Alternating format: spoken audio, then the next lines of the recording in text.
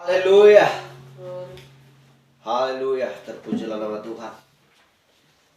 Haleluya. Tuhan sudah berjanji bahwa setiap orang percaya adalah satu di bagian di dalam tubuhnya. Tubuh Yesus Kristus. Dia tidak mau membeda-bedakan suku antara suku dan bangsa. Ya, antara buta. Orang yang buta yang melihat, tetapi Yesus Kristus melihat iman. Haleluya. Karena dia adalah seorang penuntut.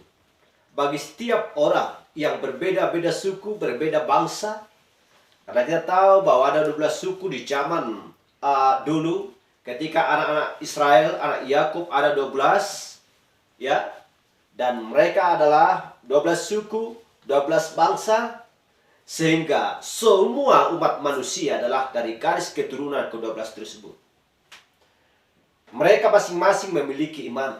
Dan Tuhan sudah menentukan dan sudah memilih orang-orang yang sudah dia tentukan akan menjadi satu tubuh, yaitu di dalam tubuh Yesus Kristus. Amen. Dan satu pikiran dan satu tujuan. Tidak ada tujuan yang berbeda-beda. Hanya satu tujuan kita.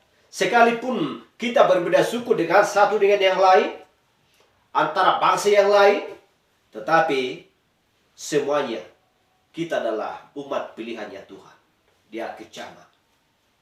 Haleluya. Mau kulit putih, mau kulit hitam, ya, mau coklat dan lain sebagainya. Pokoknya Allah tidak pernah pilih bulu. Itulah sebabnya dia berkata, ya, Yesus Kristus berkata, dia melihat manusia yang takut akan dia dan melakukan kehendaknya sama semua di hadapannya. Baik perempuan maupun laki-laki, yang buta, yang lumpuh dan lain sebagainya, semua sama di hadapannya. Tetapi Tuhan berfirman, ada tertulis bahwa diwajibkan harus laki-laki lah seorang pengajar di tengah-tengah ibadah jemaat. Amen. Haleluya. Bukan berarti sama, ya, perempuan dengan laki-laki bebas untuk mengajar. Tetapi bahwa dia berkata di hadapannya semua dia tidak pernah tanpa pilih bulu, mau yang buta, mau yang lumpuh, mau yang timpang dan lain sebagainya, semua sama di hadapan Tuhan. Asalkan dia bertekun dan mau melakukan kehendaknya atau firman-Nya. Haleluya, glory. Jadi kita sangat bersuka cita pada waktu yang indah ini. Dan kita selalu menyebut waktu yang indah. Amen. Kalau kita menyebut hari, bahwa kita tidak tahu bahwa di sepanjang hari ini banyak juga yang berduka, yang memiliki mengalami sakit penyakit, penderitaan dan lain sebagainya. Tetapi Nabi ajarkan, sebutlah waktu. Amen. Haleluya. Karena waktu diberikan Tuhan bagi kita. Dan tidak ada seorang pun yang tahu waktu hari akan datang atau jam yang akan datang, apa yang sedang terjadi di hadapan kita dan di muka bumi.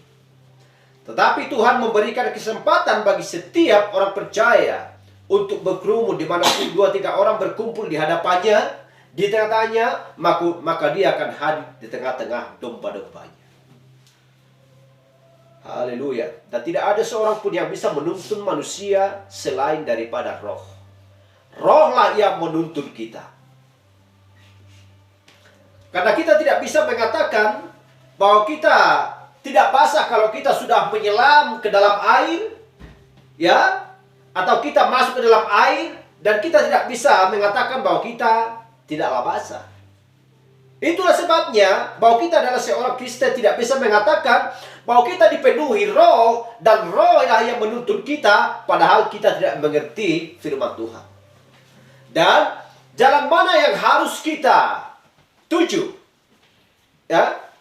Dan jalan mana yang harus kita tuju? Dan siapakah yang selalu mengetok pintu kita setiap saat? Yang selalu mengetok pintu bagi orang percaya tidak lain adalah Roh, yaitu Yesus Kristus. Yesus Kristus berkata, aku akan mengetok pintu. Barang siapa yang mau membukakan pintu bagiku dan membiarkan aku masuk ke dalamnya, maka aku akan bersama-sama dengan dia. Maka aku akan makan dan minum bersama-sama dengan dia. Di mana kamu berada, aku pun berada. Haleluya, glory. Jadi kita harus memahami dan harus mengetahui ini adalah tanggal 31 Desember. Dan tidak ada seorang pun yang bisa dapat mengembalikan waktu. Mengembalikan waktu 1 detik pun kembali ke belakang. Haleluya. Betapa intelektualnya, betapa hebatnya pun manusia yang ada di muka bumi, tidak ada seorang pun yang bisa mengembalikan waktu 1 detik pun. Kalau sudah Tuhan katakan, waktu dan hari dan bulan dan tahun berlalu, itu akan berlalu. Hanya satu yang tidak akan berlalu, yang tidak dapat berlalu, yaitu firman Tuhan. Haleluya.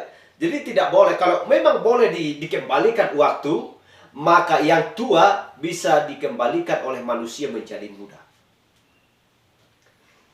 Haleluya. Itulah sebabnya hari berjalan, bulan berjalan, tahun berjalan. Sekarang tepat tanggal 31 Desember. Apa yang sedang kita lalui, dan apa yang sedang kita lihat, dan apa yang sedang terjadi di muka bumi. Tuhan katakan bahwa dunia ini sedang mengerang. Setiap orang sedang mengerang. Setiap makhluk hidup, ya, baik yang merayap, baik yang ada juga di dalam laut dan lain sebagainya, semua mengerang. Kenapa? Menantikan kedatangan Yesus Kristus kedua kalinya. Waktu selalu berjalan. Orang yang sedang tidur, ya, yang malas bekerja, artinya secara rohani, maka dia tidak akan mendapatkan upah apa-apa daripada Tuhan Yesus. Tetapi bagi orang yang giat bekerja secara rohani, melakukan kehendak Bapa yang di sorga, maka mereka akan mendapatkan upah yang besar. Haleluya. Jadi sebenarnya kalau orang berusaha benar-benar bekerja, berjeri lelah, ya, berpeluh dan meneteskan keringat dan benar-benar berjuang meraih sesuatu untuk supaya mendapatkan sesuatu, bukanlah mudah bagi seseorang. Harus mengorbankan, benar-benar mengalami kesakitan. Kalau tanpa mengalami kesakitan, dia tidak akan, jangan diharap bisa untuk melahirkan seorang kehidupan. Bagaimana seorang ibu yang sedang mengandung? Betapa sakitnya seorang ibu yang sedang bersalin. Tetapi di dalamnya ada kehidupan. Kalau dia main-main, ya, dia tidak peduli dengan kandungannya, jangan diharap bahwa seorang kehidupan keluar dari dalam rahim. Hal yang sama juga dengan kita. Kalau kita main-main, ya, karena kita sudah mengandung firman Tuhan dan mempermainkan firman Tuhan, jangan diharapkan bahwa seseorang bisa melahirkan kehidupan dan mengandung kehidupan dengan baik. Haleluya. Karena Tuhan berfirman, kita sudah melihat di kitab Yohanes bahwa Yohanes adalah sedang memakan kitab, yaitu kitab kehidupan. Haleluya. Apakah dia sakit bersalin? Dia sangat sakit bersalin, menderita dan lain sebagainya. Dia memperjuangkan hidup, ya, yaitu hidup kekal yang ada di dalam palungannya, di dalam hatinya. Sebab firmanlah kehidupan yang ada di dalam setiap orang percaya. Jadi kita memiliki hikmat daripada surgawi, ya, memiliki pengetahuan daripada surgawi. Tuhan sediakan bagi setiap orang yang percaya, yang tahu akan Dia. Itulah sebabnya jangan takut dan gentar, sebab aku ada di depanmu untuk menuntun engkau keluar dari Mesir, dari tanah perbudakan. Haleluya. Jadi kita keluar dari sistem, ya, buatan manusia, bukan karena gagah dan bukan karena gagah atau keperkasaan kita, melainkan hanya kuasa Allah yang membawa kita, menuntun kita sampai ke tanah perjanjian kita. Itulah sebabnya setiap orang percaya harus dilahirkan kembali. Haleluya. Jadi kita melihat bahwa tepat tanggal 31 Desember pada waktu ini, ya, nanti malam akan pergantian tahun dan pergantian tanggal dan juga bulan. Kalau kita sudah memiliki hikmat, ya, memiliki pengetahuan daripada Allah kita, daripada Yesus Kristus, maka kita harus selalu bertumbuh sampai benar-benar matang dan siap dituai, dan tidak bisa dibodohi oleh dunia. Kenapa? Karena roh Allah lebih besar daripada roh yang ada di dunia ini. Jadi dengan kata lain, bahwa setiap orang percaya akan bisa mengalahkan dunia. Baik, mari kita buka Alkitab kita.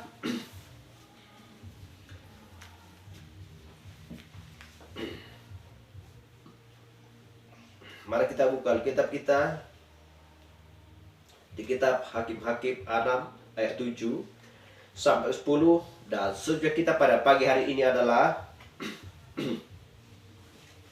jika Allah menyertai kami, lantas di manakah semua mujizat itu?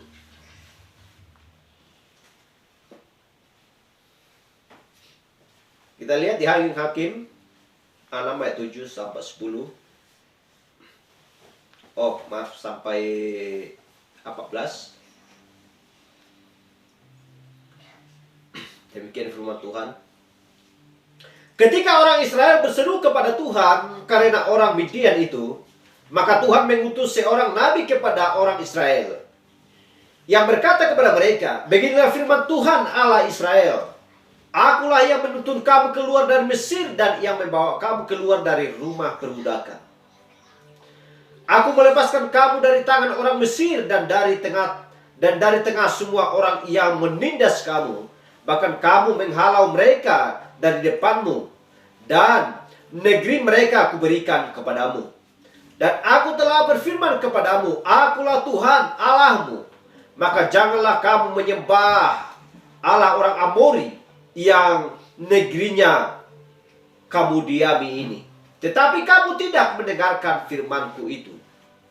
Ayat 11. Kemudian datanglah malaikat Tuhan dan duduk di bawah pohon terbantin di Orfra, kepunyaan milik Yoas orang Abinadab. Sedang Gideon anaknya mengirik gandum. Kita perhatikan ayat 11. Dalam tempat pemerasan anggur agar tersembunyi bagi orang Midian. Malaikat Tuhan menampakkan diri kepadanya dan berfirman kepadanya demikian, Tuhan menyertai engkau yang pahlawan, yang gagah berani. Jawab Gideon kepadanya, ah Tuanku, jika Tuhan menyertai kami, mengapa semuanya ini menimpa kami? Di manakah segala perbuatan-perbuatan yang ajaib yang diceritakan oleh nenek moyang kami kepada kami, ketika mereka berkata, bukankah Tuhan telah menuntun kita keluar dari Mesir? Tetapi sekarang Tuhan membuang kami dan menyerahkan kami ke dalam cengkraman orang Midian. 14. Lalu berpalinglah Tuhan kepadanya dan berfirman, pergilah dengan kekuatanmu ini dan selamatkanlah orang Israel dari cengkraman orang Midian. Bukankah aku mengutus engkau? Mari kita berdoa. Bapa kami yang di surga, benar Tuhan, demikianlah firman-Mu. Engkau sudah berjanji, Engkau akan menjaga, dan Engkau akan menyertai orang-orang pilihan-Mu Tuhan.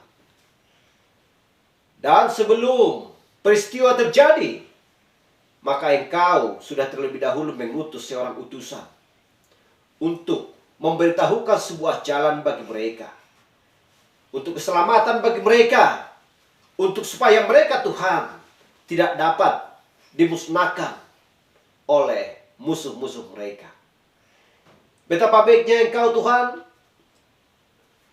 karena Engkau sudah mengeluarkan orang Israel keluar dari tanah perbudakan dari Mesir.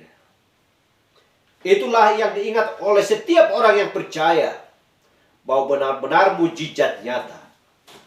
Bahwa benar-benar Tuhan kekuatan-Mu nyata. Kuasa-Mu nyata Tuhan bagi setiap orang yang percaya. Terima kasih Bapa.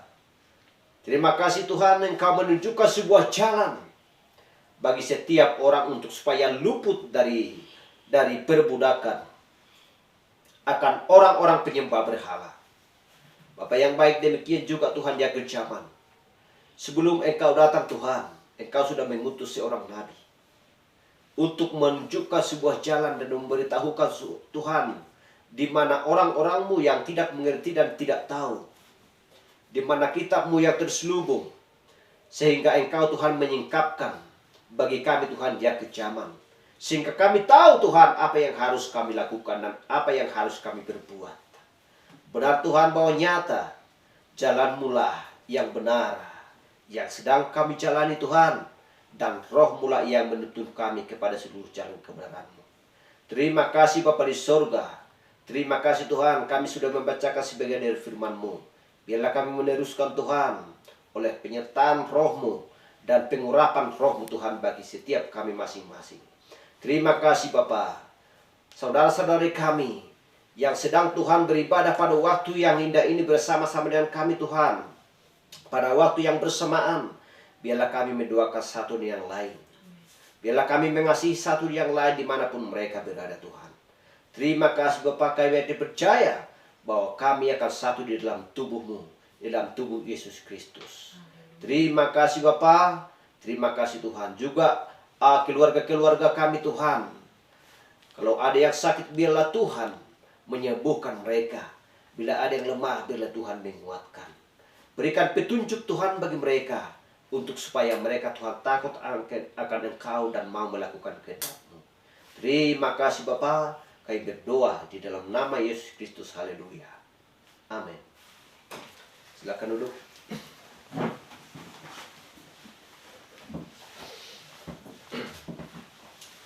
Kalau kita membaca ayat firman ini, ya, kadang-kadang kurang mengerti dan kurang mengetahui apa arti firman ini. Karena dikatakan ya di Hakim-Hakim 7, Hakim-Hakim 6 ayat 7 ini sampai 8, sehingga ya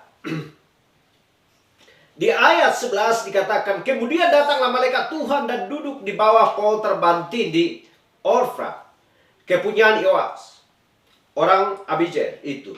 Sedang Gideon, anaknya, mengirit gandum dalam tempat pemerasan anggur agar tersembunyi bagi orang Midian.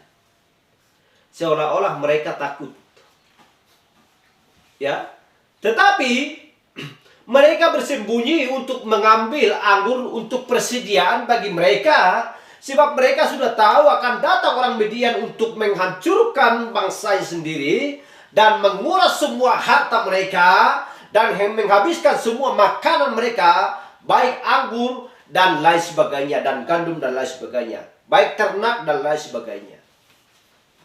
Karena penjahat-penjahat akan tiba untuk memerangi mereka.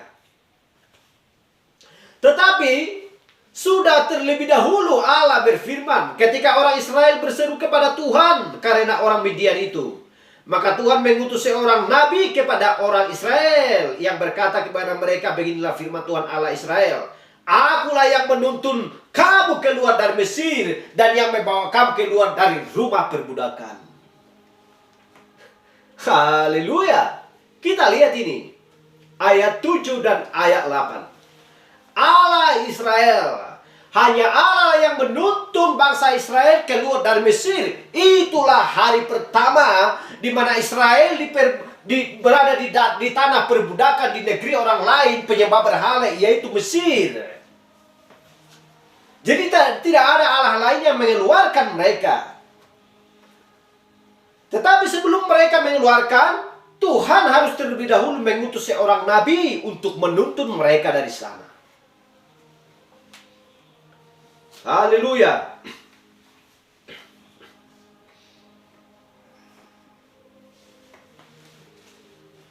Tetapi dikatakan di ayat 10, dan aku telah berfirman kepadamu, akulah Tuhan Allahmu, maka janganlah kamu menyembah Allah orang Amori, yang negerinya kamu diami ini. Tetapi kamu tidak mendengarkan firmanku itu.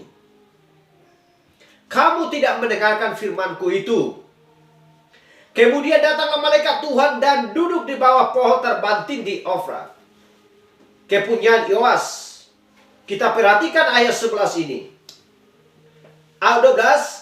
Maka Tuhan menampakkan diri kepadanya dan berfirman kepadanya, demikian Tuhan menyertai engkau, ya pahlawan yang gagah berani. Dan kita lihat di ayat 13, jawab Gideon kepadanya, Tuanku, jika Tuhan menyertai kami, mengapa semuanya ini menimpa kami? Di manakah segala perbuatan-perbuatan yang ajaib yang diceritakan oleh nenek moyang kami kepada kami? Ketika mereka berkata, bukankah Tuhan telah menuntun kita keluar dari Mesir? Tetapi sekarang Tuhan membuang kami dan menyerahkan kami ke dalam cengkraman orang Midian. Kita lihat ini. Jadi ketika Tuhan tampil, maka mujizat akan nyata. Di mana Tuhan mengucapkan firman-Nya, maka mujizat akan nyata. Jadi dia bertanya demikian kepada Gideon bertanya kepada Allah pada waktu tersebut, bertanya bahwa benar-benar mujizat Allah nyata kapan saja mereka menginginkan, apabila mereka tidak menyembah Allah orang Amori. Kalau mereka memiliki iman dan percaya kepada Allah, maka semua umat Allah tidak akan pernah takut dan gentar. Haleluya. Lalu berpalinglah Tuhan kepadanya dan berfirman, pergilah dengan kekuatanmu ini dan selamatkanlah orang Israel dari cengkraman orang Midian. Bukankah aku mengutus engkau, Gideon? Haleluya. Jadi bukan berarti Gideon tidak percaya kepada mujizat, kepada kuasa Allah. Tetapi dia bertanya demikian, dia sudah tahu bahwa mujizat Allah nyata dan tidak pernah berubah. Sesuai dengan Ibrani 13 ayat 8. Bahwa Yesus Kristus tetap sama baik kemarin maupun hari ini dan sampai selama-lamanya. Dia sudah tahu itu. Tetapi dia akan bertanya seperti itu. Haleluya. Nanti kita akan baca dari ayat 15 selanjutnya. Apa yang dikatakan, difirmankan Tuhan di situ. Jadi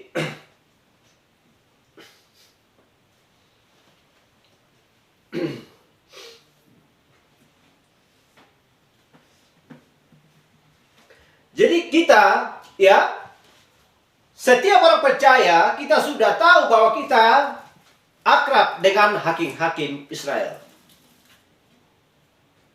Jadi bagaimanapun dia sudah mereka berbuat atas orang-orang Israel, orang Palestina, orang Midian, orang Amori. Tetapi kita lihat Allah tidak mau berbuat sesuatu kepada bangsa yang lain kalau memang Israel masih menyembah Allah di dalam kebenaran.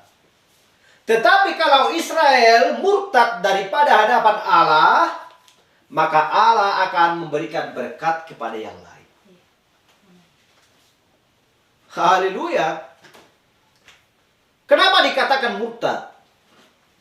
Kita melihat ketika mereka berpaling daripada Allah, ketika Israel berpaling daripada Yesus, ya, maka Allah memberikan berkat kepada bangsa yang lain.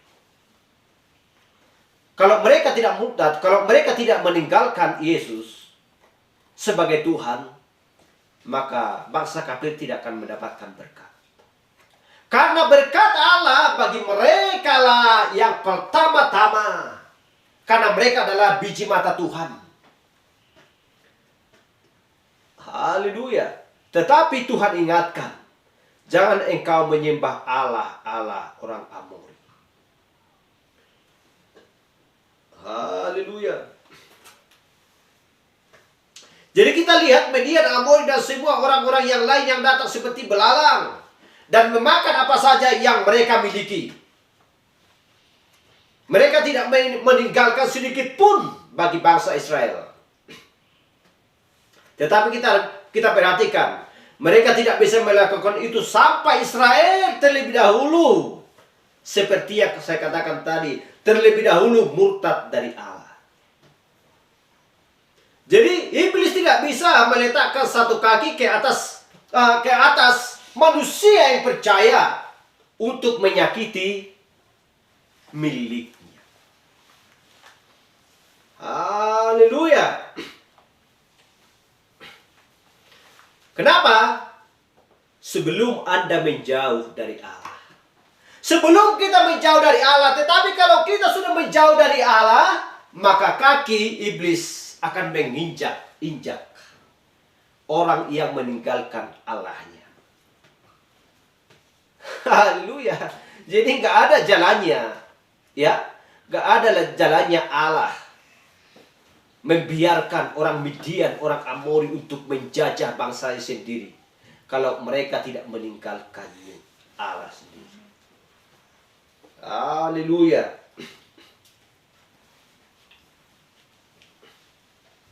Jadi harus diperiksa terlebih dahulu apa yang sedang terjadi. Apakah mereka bersama-sama dengan Allah? Apakah Gideon bersama-sama dengan Allah? Jikalau Gideon bersama-sama dengan Allah, maka pengikut Gideon, ya, pengikut seorang nabi, tidak ada satupun dari antara mereka bisa hilang atau ditelan oleh musuh-musuh mereka. Kenapa? Karena Allah ada beserta mereka. Haleluya. Contohnya seperti ini, seperti yang saya katakan tadi. Gak bisa kita mengatakan, aku ada di dalam air, lihat, aku tidak basah. Gak ada seorang pun yang masuk ke dalam air yang tidak basah. Aku berdiri di depan angin, tetapi lihat, gak ada anginnya. Haleluya. Harus ada angin yang meniup jikalau dia berdiri di depan angin atau di tengah-tengah angin. Haleluya. Jadi kita nggak bisa mengatakan tidak ada mujizat. Kalau memang kita memiliki iman dan kita percaya kepada Allah bahwa mujizat akan nyata. Tidak bisa kita tidak mengatakan tidak ada mujizat. Kenapa iblis memijak aku? Karena memang kuasa Allah tidak ada di dalam dia. Haleluya. Kalau memang dia pergi ke air, harus basah. Kalau memang dia pengikut Allah dan mau taat kepada Allah dan mau melakukan perintahnya, maka kuasa akan ada di dalam dia. Mujizat akan nyata pada waktu tersebut. Ketika si musuh datang, mujizat akan nyata. Itulah sebabnya ketika Musa membawa mereka dari Mesir, mujizat nyata. Dan laut pun terbelah dan mereka siap untuk menyeberangi dari sungai Yordan. Haleluya. Kenapa? Karena mereka benar-benar menyembah Allah. Jadi nggak boleh dibohongi diri sendiri. Haleluya. Di manakah mujizatmu Tuhan? Kok gak nyata? Kenapa engkau membiarkan? Apakah engkau memiliki iman? Iya Tuhan, benar. Kami percaya kepada engkau. Percayalah, jangan takut. Kalau kamu menyembah engkau, ya, kalau engkau menyembah aku, jangan takut. Percayalah, mujizat akan nyata. Apakah nyata? Kita lihat Gideon. Sekalipun orang-orang pada waktu itu takut kepada orang, ya, orang Midian, dengan sembunyi-sembunyi mereka memetik hasil anggur mereka untuk persiapan bagi mereka, untuk supaya mereka tidak mati kelaparan, karena sudah tiba saatnya pemberontak akan datang untuk menghabiskan semua ternak dan makanan mereka.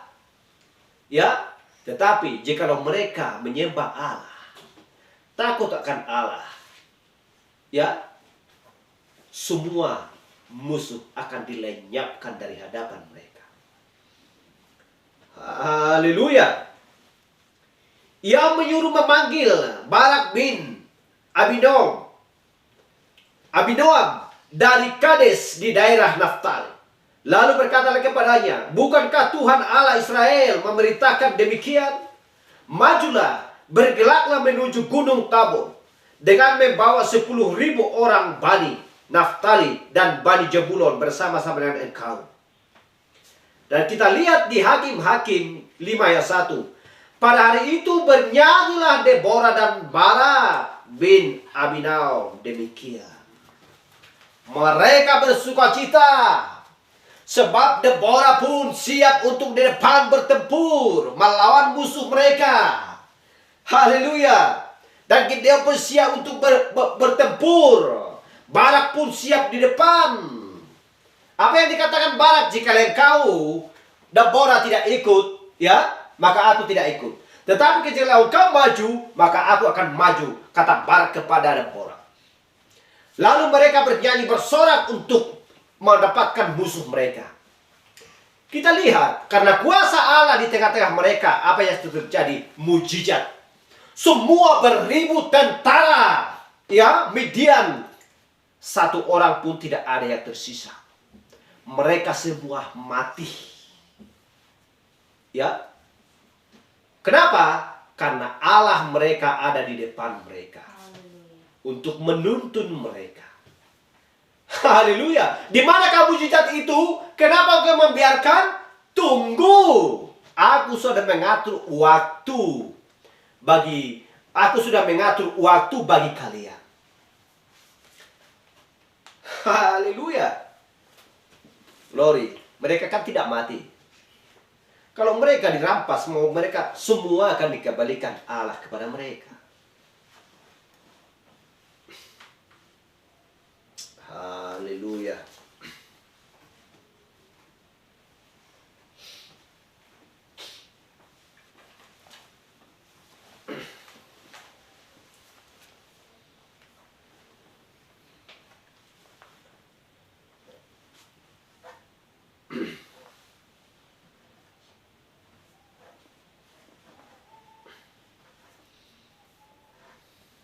Haleluya.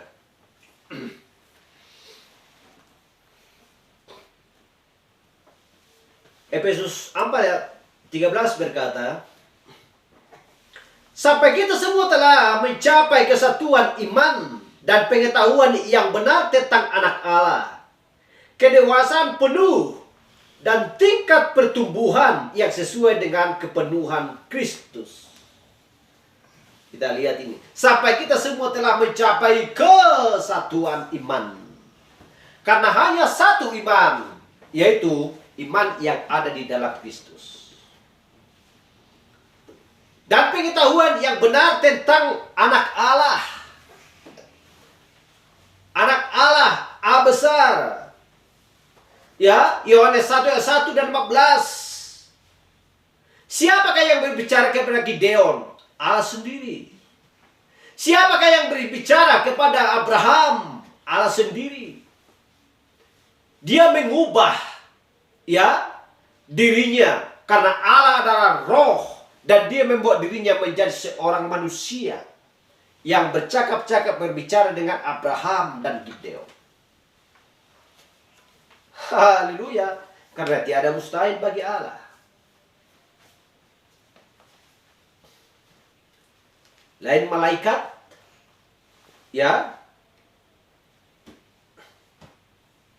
lain anak manusia.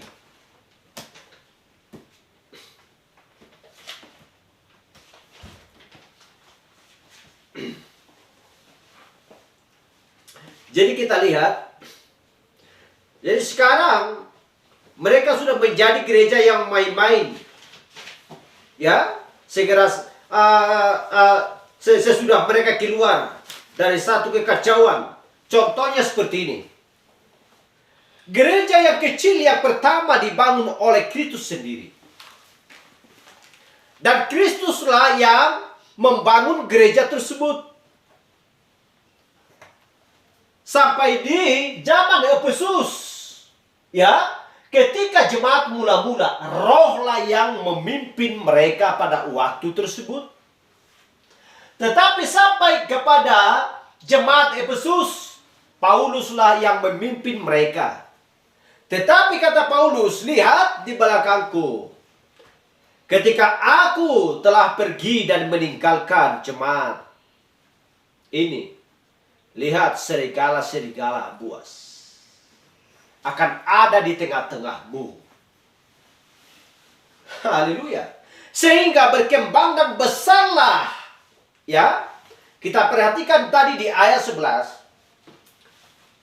Di Hakim-Hakim tadi kita perhatikan sampai ayat 17 itu. Berkembanglah gereja tersebut. Jemaat tersebut tampillah di tengah-tengah mereka seorang serigala yang mencoba untuk menghabiskan, meruntuhkan, ya, apa makanan yang ada di tengah-tengah ibadah tersebut, di tengah-tengah jemaat tersebut. Apakah makanan? Adalah firman. Jadi demikian juga lah ketika orang Midian melihat bahwa mereka, ya, sedang menyembah Allah dan takut akan Allah. Apa tujuan mereka? Orang Midian. Maka orang Midian mencoba untuk menghancurkan mereka dan merampas semua benda dan harta mereka dan juga makanan mereka untuk supaya mereka mati. Haleluya. Begitulah cara iblis. Begitulah cara setan untuk bekerja. Haleluya. Tetapi kita lihat seperti gereja kecil yang saya katakan tadi, sudah mulai berkembang dari Efesus sampai Laodikia. Ya,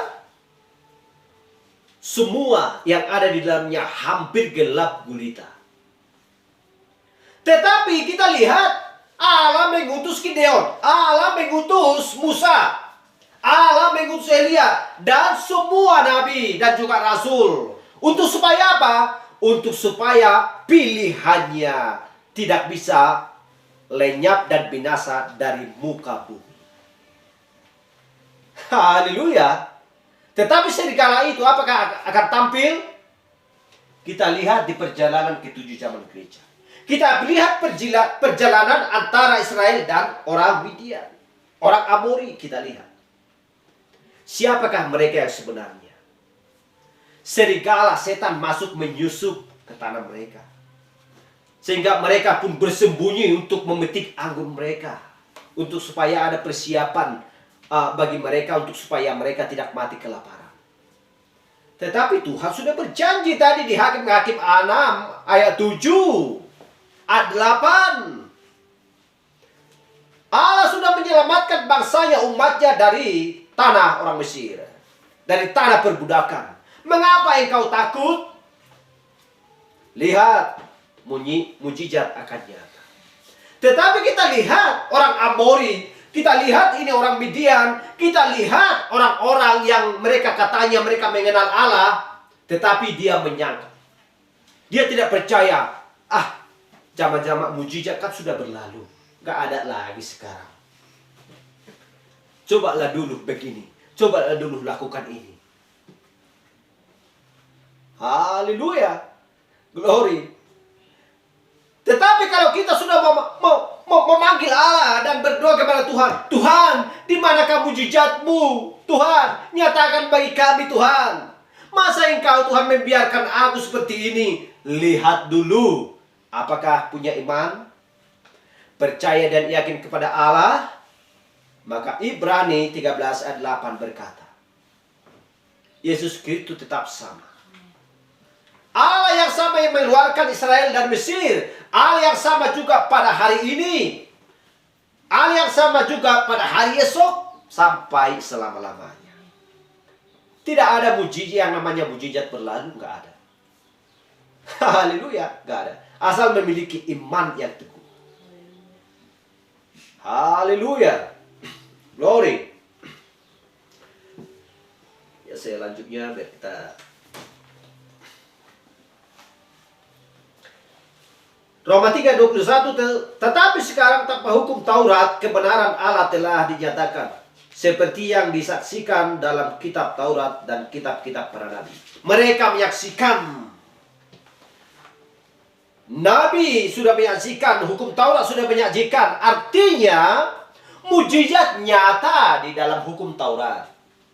Mengapa engkau tidak percaya juga bahwa Allah yang dulu, Allah yang sekarang, Allah yang akan datang dan selama-lamanya adalah Allah yang sama? Mengapa engkau takut? Sudah ada menyaksikan di hukum Taurat bahwa mujizat telah terjadi. Haleluya. Tetapi kita lihat bahwa umat sedang ada, ya, berada di dalam masalah. Allah selalu mengirimkan mereka seorang nabi dengan firman yang benar untuk membawa mereka keluar. Tidak pernah ada suatu masa di mana umat Allah pernah berada di dalam masalah jika Allah tidak mengirimkan pesannya kepada mereka. Haleluya.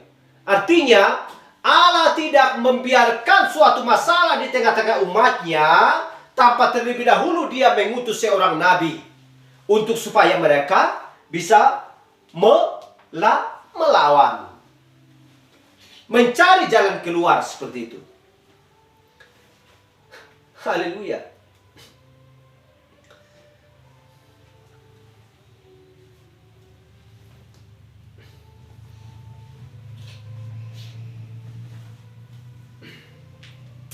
Dan kita lihat, kita baca selanjutnya di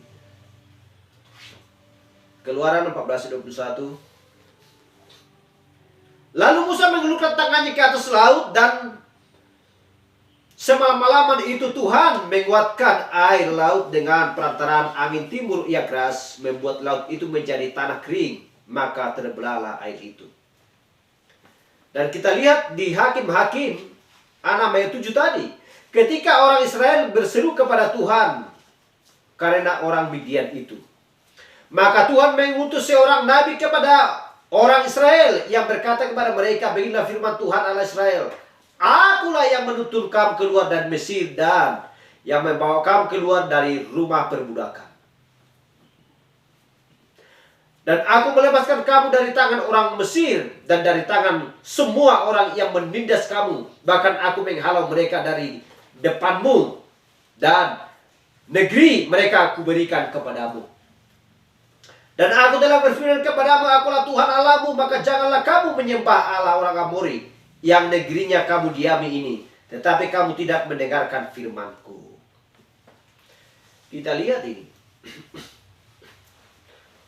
Haleluya.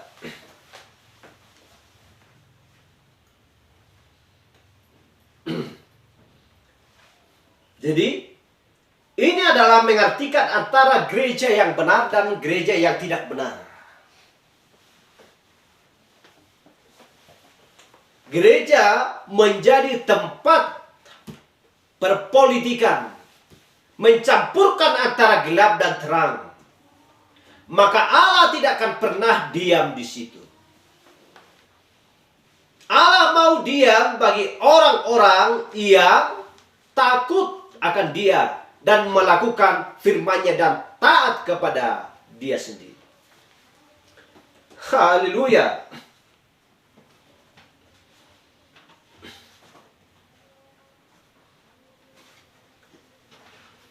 Semua orang tahu bahwa Allah sanggup melakukan mujizat kapan saja asal mereka bertekun dan taat kepada Allah.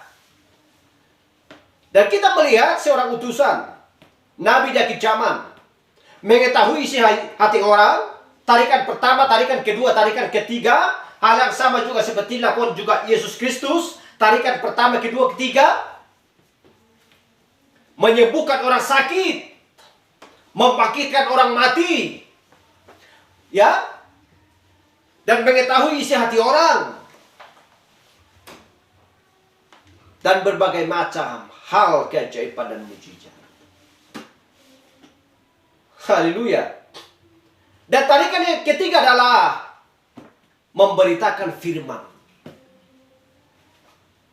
Artinya mau menyampaikan pesan yang tidak diketahui oleh manusia. Artinya pembukaan materai yang tidak diketahui oleh siapapun.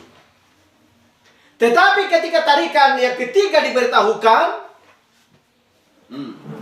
maka banyak orang yang murtad, bertentangan dengan pikirannya. Kenapa? Karena iman Kristus tidak ada di dalam dia. Tetapi kalau Kristus ada di dalam dia dan disesuaikan dengan firman Tuhan bahwa itu ada tertulis, setiap orang yang percaya pasti mengatakan iya Tuhan dan pasti mengatakan amin. Haleluya. Haleluya. Karena pilihan Tuhan tidak bisa dibodoh-bodohi. Karena firman karena firman Allah ada di hadapannya dan dia membuka kitab tersebut. Oh ya Tuhan, benar. Haleluya. Jadi harus diperiksa terlebih dahulu. Diperiksa dirinya masing-masing. Kalau yang kita percaya, mujizat akan nyata. Urapan akan ada. Haleluya. Karena suara Allah ya selalu ada bagi umatnya. Dan dia harus memberitahukan sesuatu melalui utusannya sendiri. Untuk supaya umatnya keluar dari dalam tindasan. Haleluya. Hakim-hakim 6 ayat 3. Setiap kali orang Israel selesai menabur, datanglah orang Midian, orang Amalek, dan orang-orang dari sebelah timur, lalu maju mendatangi mereka. Berkatalah orang-orang itu di daerah mereka dan memusnahkan hasil tanaman, hasil tanah itu sampai ke dekat gajah. Dan tidak meninggalkan bahan makanan apapun di Israel, juga domba atau lembu atau keledai pun tidak. Sebab orang-orang itu datang maju dengan ternaknya dan kemahnya, dan datangnya itu berbanyak-banyak seperti belalang. Orang-orangnya dan unta-untanya tidak terhitung banyaknya. Sekaliannya datang ke negeri itu untuk memusnahkannya. Kita lihat ini. Tetapi kita lihat juga seperti yang dikatakan Yesus di Lukas 24 ayat 49, dan aku akan mengirim kepadamu apa yang dijanjikan Bapakku. Tetapi kamu harus tinggal di dalam kota ini sampai kamu diperlengkapi dengan kekuatan dari tempat tinggi. Amin. Asalkan sabar menantikan, memiliki kesabaran, memiliki iman, memiliki kebajikan, kesalehan. Bagi mempelai wanita di akhir zaman, percayalah, sabar engkau menantikan. Haleluya. Dan di Kisah Rasul 1 ayat 8, tetapi kamu akan menerima kuasa kalau Roh Kudus turun ke atas kamu, dan kamu akan menjadi saksiku di Yerusalem dan di seluruh Yudea dan Samaria dan sampai ke ujung bumi. Kalau Tuhan sudah berjanji, dan Tuhan akan menepati janjinya. Haleluya. Karena hanya satu yang tidak bisa dilakukan oleh Allah. Tuh, kenapa dikatakan semua boleh dilakukan Allah? Tidak. Ada yang tidak bisa dilakukan oleh Allah, yaitu berbohong. Haleluya. Allah tidak pernah berbohong. Dia akan selalu menepati janjinya tepat pada waktunya. Asalkan engkau bertekun dan sabar menantikan Roh turun ke atas kamu. Nantikanlah itu di Yerusalem. Haleluya. Glory, asal kamu bertekun. Tetapi kamu harus tinggal di kota ini sampai kamu diperlengkapi dengan kuasa dari tempat tinggi. Haleluya. Untuk menggenapkan apa yang dikatakan oleh Hakim-Hakim 6 ayat 3 sampai 5. Sekalipun dimakan, karena mereka datang seperti belalang-belalang untuk menghabiskan semua ternak dan tanaman mereka. Haleluya. Tetapi Tuhan sudah berjanji. Apakah Allah pernah meninggalkan umat pilihannya? Tidak akan pernah. Haleluya. Jadi orang-orang Midian itu, orang-orang Meru itu, dan lain sebagainya sudah datang dari segala penjuru dan memakan semua tanah mereka. Dan begitulah musuh-musuh sudah menentang di hadapan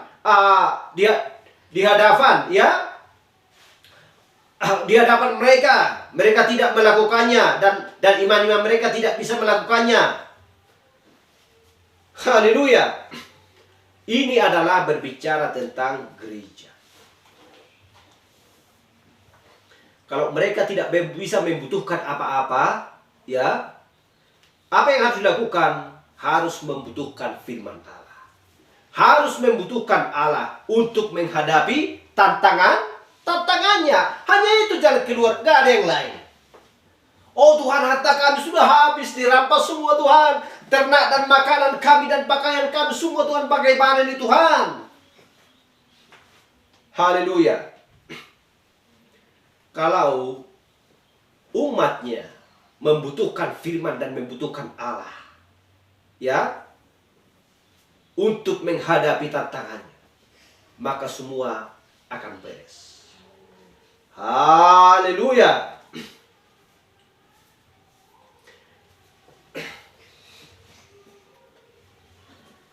Dan saya sudah katakan tadi, musuh berbicara, yang selalu bertentangan dengan firman.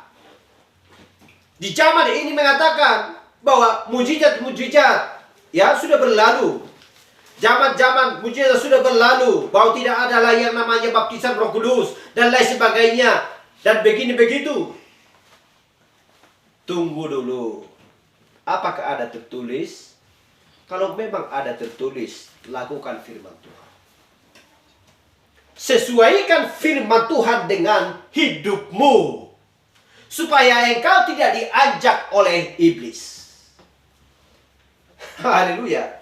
Tidak akan bisa iblis memijak pilihannya Tuhan. Kenapa? Karena kuasa ada di dalam dia. Firman ada di dalam dia. Haleluya. Glory.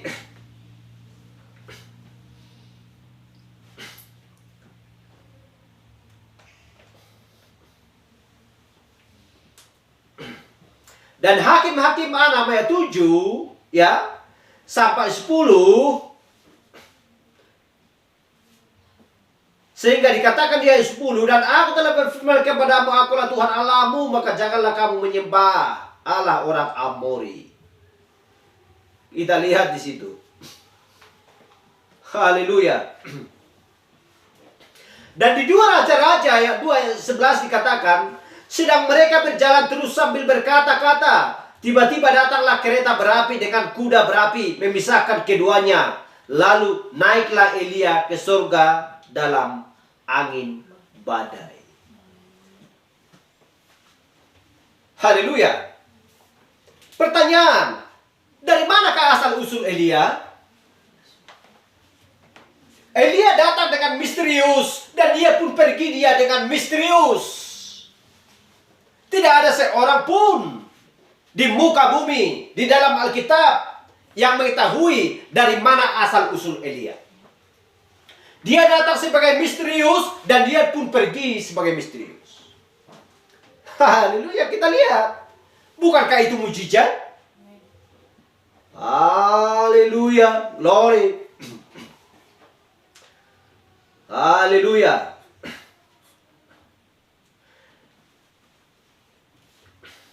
Dan kita perhatikan ayat 7 sampai ayat 10. Dan kita melihat Nabi itu datang. Dari ayat 1 sampai 7. Dan kita melihat orang-orang murtad.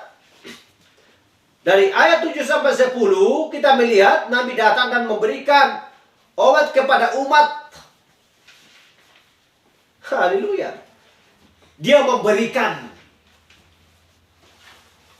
yaitu obat kepada mereka, yaitu firman Tuhan. Seperti yang saya katakan tadi, tidak ada yang mengetahui pun dari mana Elia berasal. Haleluya. Jadi tidak ada yang bisa memberitahukan, menerangkan latar belakangnya Nabi Elia. Jadi dia tampil, ya. Dia datang dari Tisbe. Sekalipun Elia datang dari Tisbe, tetapi tidak ada seorang pun yang tahu ini adalah orang tuanya, ini adalah saudaranya. Yang jelas dia berasal dari Tisbe. Itu saja. Karena kita lihat bahwa Nabi Elia adalah nabi yang terakhir yang keenam dari nabi-nabi yang besar.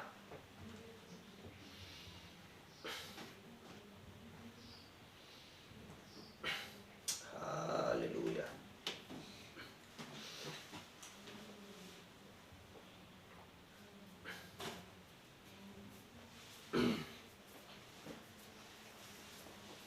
Hakim-Hakim 6 ayat 8 kita baca sekali lagi. Maka Tuhan mengutus seorang nabi kepada orang Israel yang berkata kepada mereka, beginilah firman Tuhan Allah Israel, akulah yang menuntun kamu keluar dari Mesir dan yang membawa kamu keluar dari rumah perbudakan. Kenapa dikatakan dari rumah perbudakan? Karena mereka sedang ditawan di sana dan tidak bisa keluar. Itulah sebabnya dikatakan dari rumah perbudakan. Tidak dikatakan dari bangsa perbudakan. Ya, tetapi dari rumah perbudakan. Sedang mereka ada di dalam lokasi tawanan yang tidak bisa, di mana mereka tidak bisa keluar dari tawanan tersebut. Haleluya. Bagaimanapun cara mereka tidak bisa memiliki dengan cara lain. Kalau memang dari konsep hasil pikiran mereka, bagaimana cara mereka untuk supaya keluar dari rumah perbudakan tersebut. Itulah selalu ini ditunjukkan, Tuhan diberitahukan kepada bangsanya, kepada umatnya, supaya mereka yakin dan percaya, oh ya Tuhan, umatmu telah, nenek moyang kami telah engkau keluarkan dari Mesir ya, apalagi kami. Haleluya. Jadi itulah sebabnya Deborah bernyanyi, bersukaria. Dia tidak pernah takut dan getar menghadapi musuh. Haleluya. Kemudian datanglah Hakim-Hakim ayat 11. Kemudian datanglah malaikat Tuhan dan duduk di bawah pohon terbantin di Ofra, kepunyaan Yoas, orang Abijad itu. Sedang Gideon anaknya mengirit gandum dalam tempat pemerasan anggur agar tersembunyi bagi orang Midian. Haleluya. Saya sudah terangkan tadi.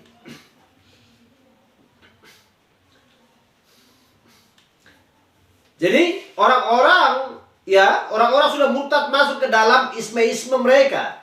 Jadi Allah mengutus nabinya. Segera sesudah nabi itu selesai dengan pesannya.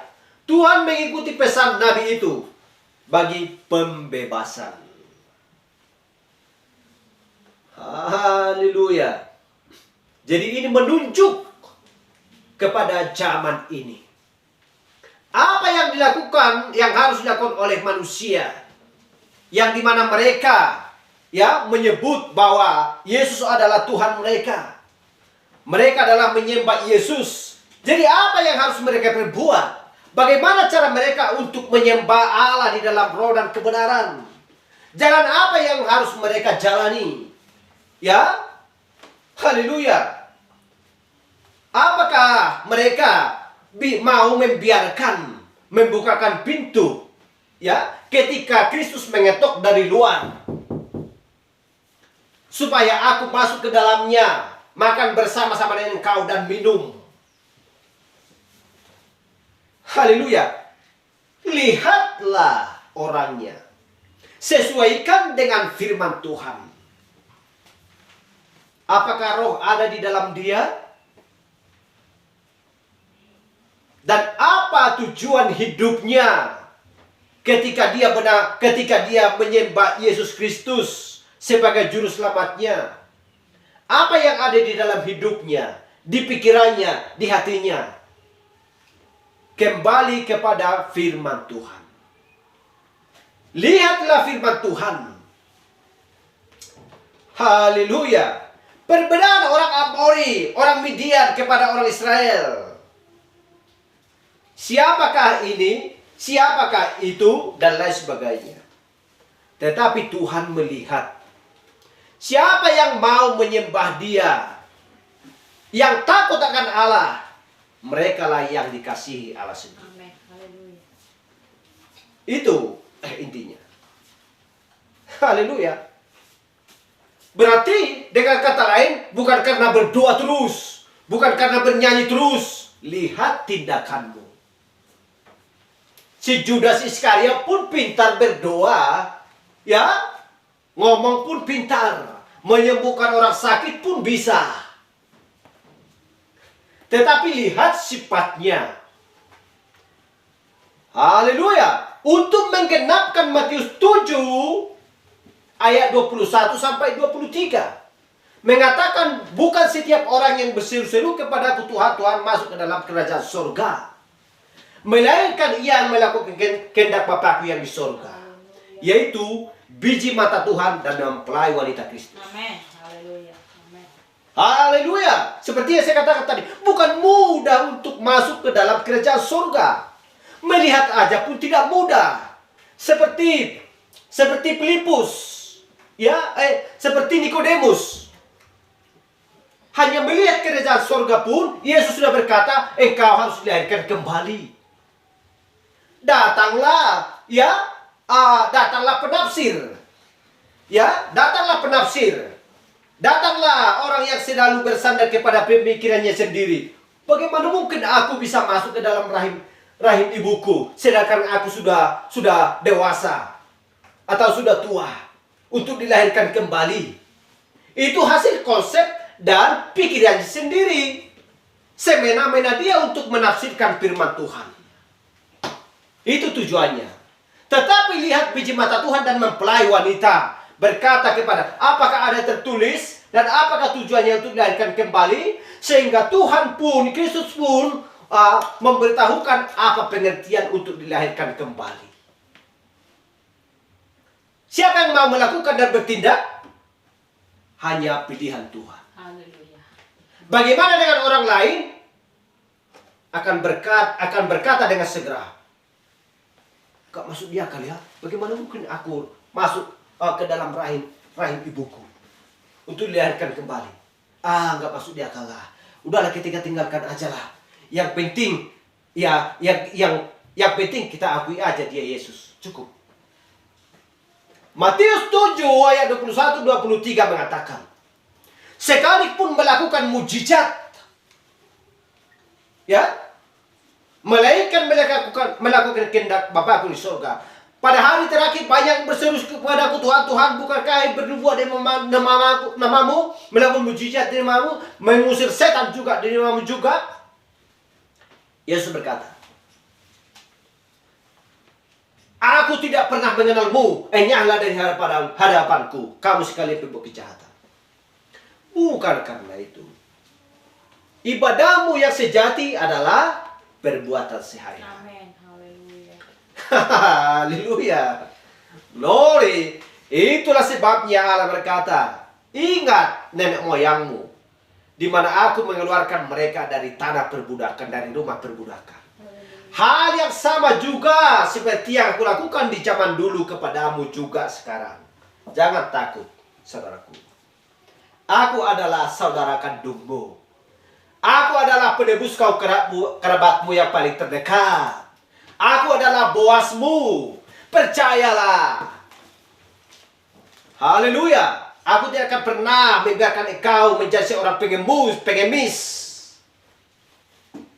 Haleluya. Sebab kita memiliki kekayaan surga. Itulah kata Allah kepada umatnya. Haleluya.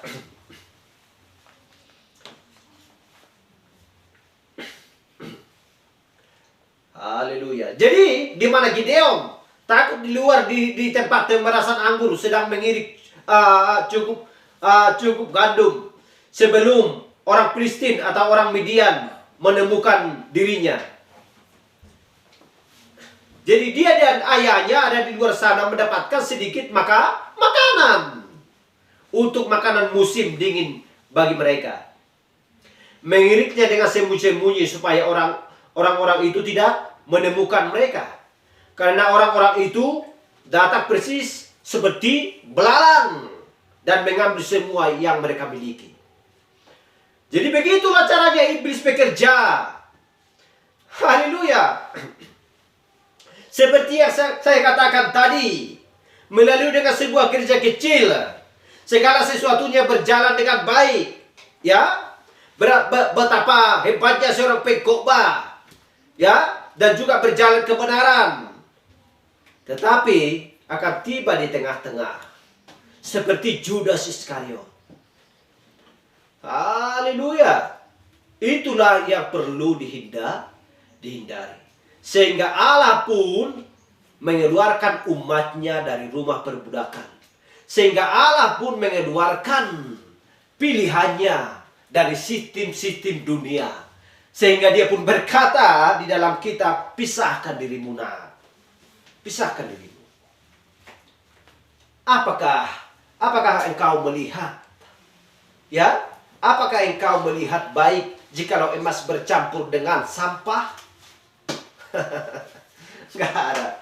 Orang yang bodoh aja kalau melihat emas ada di tempat sampah, dia akan ambil itu. Dia akan simpan. Dia tahu bahwa emas itu berharga. Apalagi Kristus. Bagaimana mungkin membiarkan pilihannya berada di tempat sampah? Artinya dunia ini adalah tempat sampah. Surga yang kekal, Yerusalem yang baru, itulah tempat yang kekal, yang untuk didiami oleh setiap orang yang percaya. Haleluya, glory. Dunia ini adalah tempat sampah. Itulah sebabnya Kristus harus mengubah dunia ini menjadi Yerusalem yang baru. Haleluya, glory. Kejadian 18 ayat 1 dikatakan, kemudian Tuhan menampakkan diri kepada Abraham dekat pohon terbantin di Mamre, sedang ia duduk di pintu kemahnya waktu hari panas terik. Ayat 2, ketika ia mengangkat mukanya, ia melihat 3 orang berdiri di depannya. Sesudah dilihatnya mereka, ia berlari dari pintu kemahnya, menyongsong mereka, lalu sujud ia sampai ke tanah. Siapakah Abraham? Pilihan Allah. Kenapa dia begitu cepat dia berlari dan sujud di depan mereka? Dia tahu bahwa dan dia mengenal siapa yang sedang datang. Haleluya. Hal yang sama juga dengan mempelai wanita. Pesan apa yang sedang datang? Akhir zaman untuk mengingatkan mempelai wanita sebelum penghakiman tiba. Dan kita pun sujud kepada Kristus karena dia membawakan pesan. Kenapa sujud? Dia adalah Allah supernatural dan dia adalah tiang api. Yang sama yang datang kepada Rasul Paulus dan juga yang datang kepada Musa. Sehingga kita pun merendahkan diri dan sujud untuk supaya kita mendapatkan pesan tersebut dan membawa kita keluar daripada kegelapan yang mengerikan. Haleluya, glory, karena ini adalah zaman terang di waktu senja. Haleluya. Jadi kita melihat siapa yang datang kepada Abraham. Dia adalah Melkisedek. Dia adalah Allah sendiri. Dan dia mengenal. Dan kenapa dia sujud di hadapannya? Karena dia tahu bahwa dia adalah Allah sendiri yang berbicara kepada Abraham. Haleluya. Dan dia memberikan persembahannya, korban sembelihan kepada Allah tersebut. Haleluya. Glory.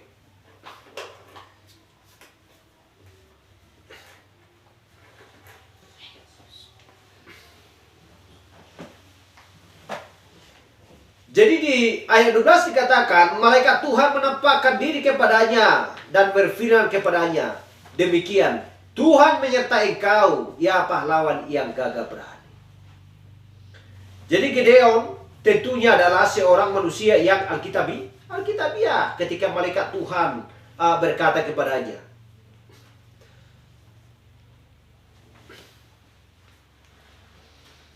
Haleluya.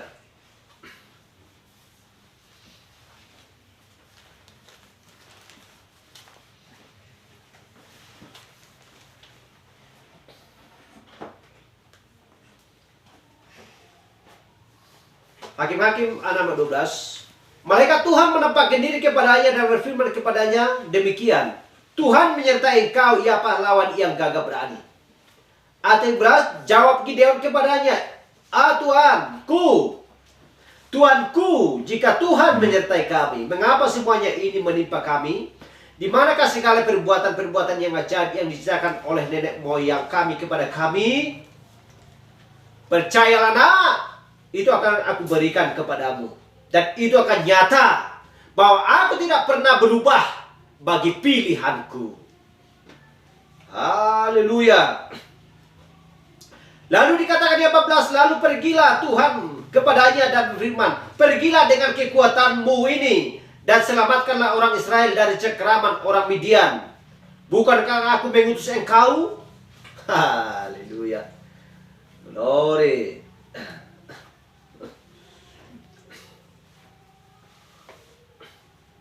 Jadi kita melihat jenis manusia seperti itulah di mana Allah datang kepadanya. Seorang yang tahu, sekalipun Gideon mengatakan demikian, tetapi jika Allah menyertai kami, jika engkau adalah utusan itu, lantas di manakah mujizat-mujizat yang telah diberitahukan Nabi itu kepada kami? Dia tahu kemanapun Allah pergi, mujizat-mujizatnya mengikuti dia. Dia tahu dimanapun Allah berada, mujizat-mujizatnya akan ada di situ. Haleluya.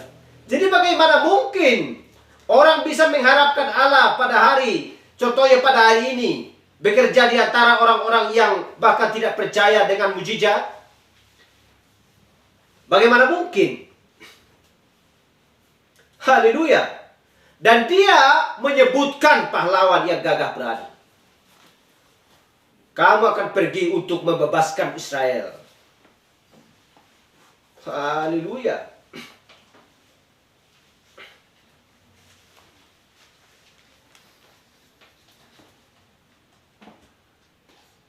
Itulah sebabnya di Ibrani 13 ayat 8, Yesus Kristus tetap sama.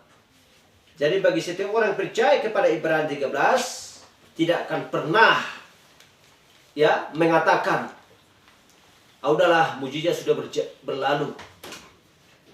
Penyembuhan sudah berlalu. Tetapi yang memiliki iman yang teguh, seperti yang dimiliki Abraham, seperti yang dimiliki Ishak dan Yakub, seperti yang dimiliki Elia, seperti yang dimiliki Musa dan Gideon, akan percaya itu akan nyata. Haleluya. Glory.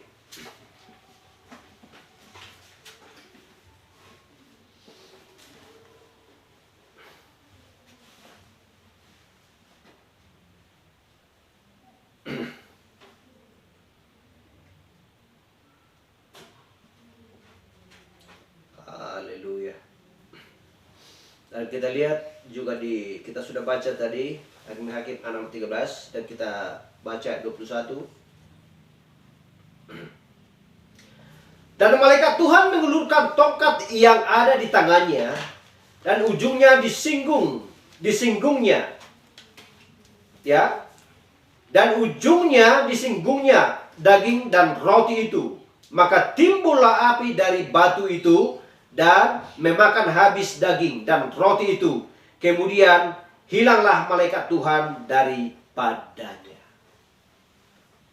Sesuai dengan Hakim-Hakim, ya, dari ayat 11, Hakim-Hakim 6 ayat 11 sampai 13. Dan di Hakim-Hakim ayat 21. Kenapa? Itu adalah menunjukkan mujizat bahwa itu nyata. Haleluya. Gideon memiliki, di manakah Allah? Jika ada seorang Allah, jika ada Allah menyertai kami, maka biarlah aku melihat di mana tandanya ada. Kami diberitahukan bahwa itu mengerjakan. Dan jika tugas yang besar ini bertentangan di hadapanku, haleluya. Tetapi itu tidak akan bertentangan. Harus sesuai dengan hukum Taurat. Harus sesuai dengan firman Allah kepada umatnya. Di mana dia berjanji kepada Abraham dan juga Musa. Haleluya. Kalau sudah dikatakan Allah, hai pahlawan yang gagah dan berani. Berarti artinya Tuhan sudah memberikan kegagahan dan keberanian kepadanya. Kita lihat Musa, hanya sebatang tongkat. Kuasa sudah diberikan kepadanya. Keberanian sudah diberikan kepadanya. Kegagahan sudah diberikan kepadanya. Haleluya. Glory. Karena dia sudah berkata, Allah kami menyertaimu. Haleluya. Jadi, di manakah mujizat-mujizatnya? Jika Allah yang supernatural ada, ya, di zamannya Musa, maka Allah yang supernatural juga yang sama di zamannya Gideon, di zamannya Elia, di zamannya Maliaki 4, 5 dan 6. Di akhir zaman ini Allah yang supernatural juga, karena dia tidak pernah berubah. Dia tetap sama. Apa yang dilakukan di zaman dulu dan bisa dia lakukan juga di zaman ini. Tetapi orang-orang sudah kehilangan iman dan kepercayaan. Karena kemauan manusia bertentangan dengan kemauan Allah.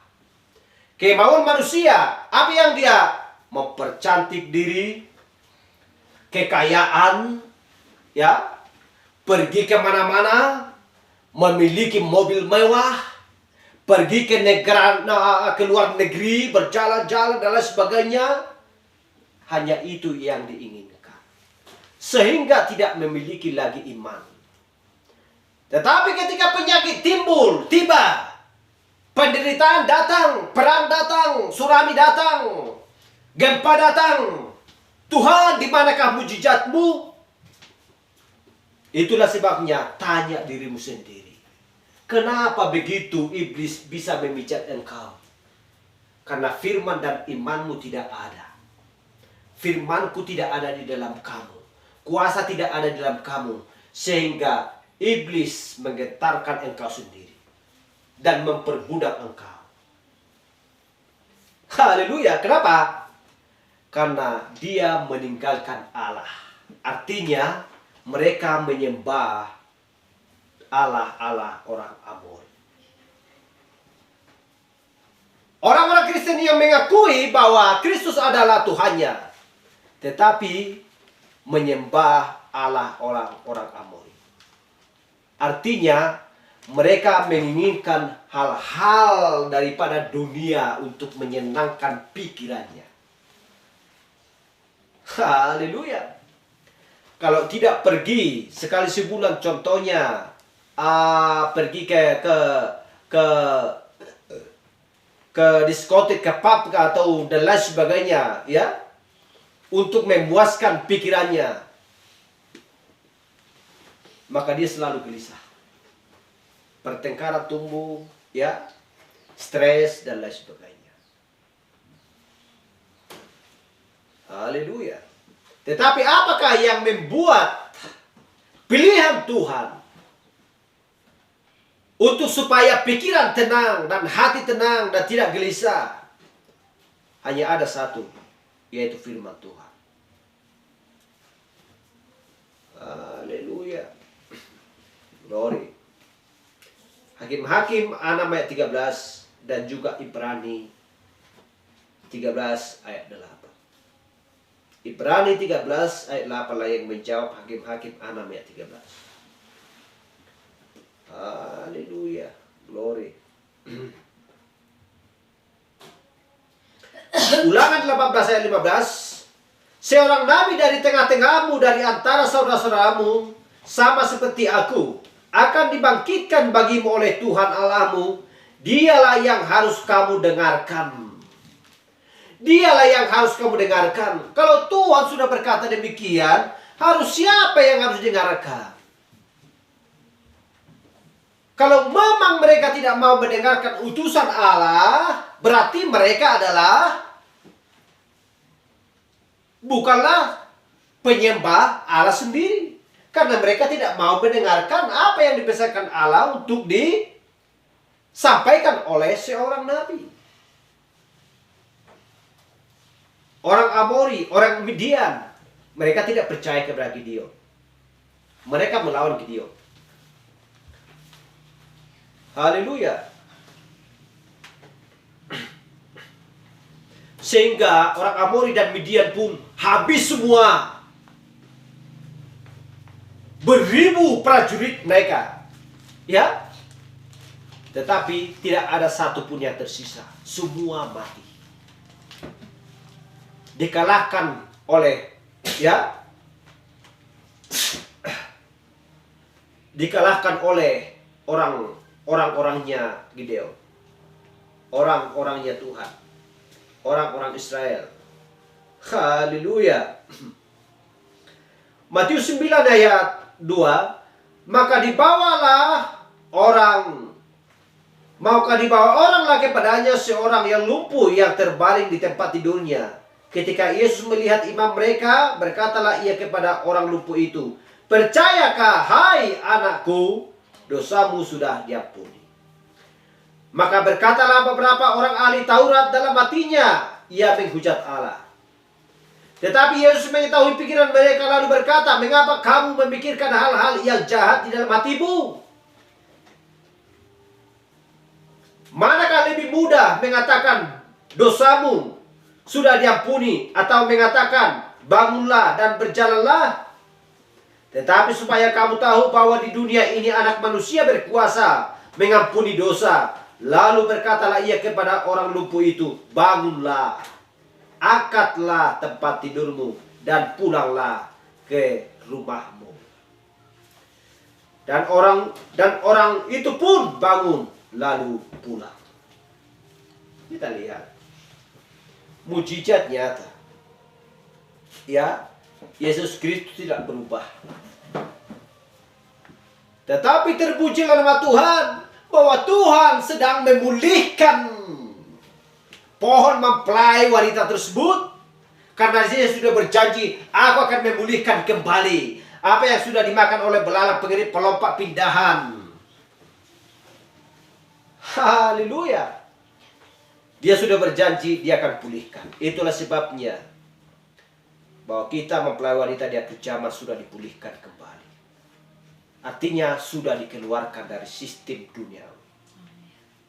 Sehingga kita pun tahu, bersikap dan tahu apa yang harus kita berbuat. Kita menjauh daripada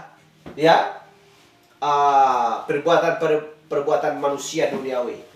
Menjauh dari alkohol, menjauh dari hiburan-hiburan orang-orang fasik.